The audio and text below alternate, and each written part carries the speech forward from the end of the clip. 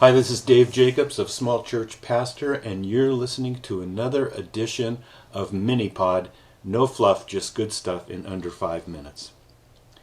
I've got to find a way to unearth the meaning buried inside of apparent meaninglessness.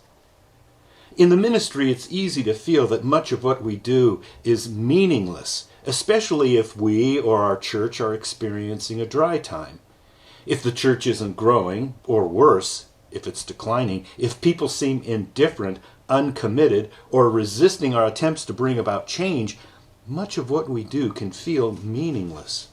Let's say that you're fortunate and your church is doing well. This is no guarantee that your week is not filled up with some things that appear meaningless. Typically, we feel something is meaningless because it's not giving us the return we had hoped for. Have you noticed how rare it is to always get what you're looking for?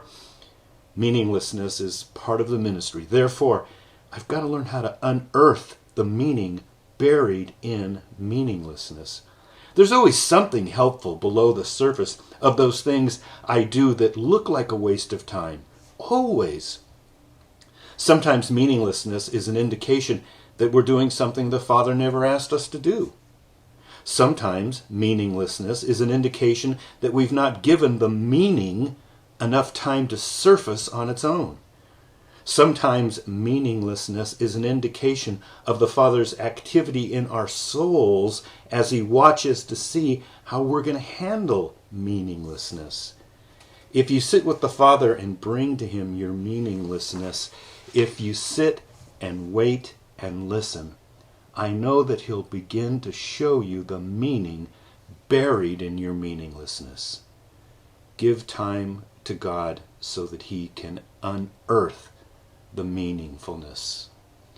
This is Dave Jacobs of Small Church Pastor. I hope you have a great Christmas this season, and I'll see you next week.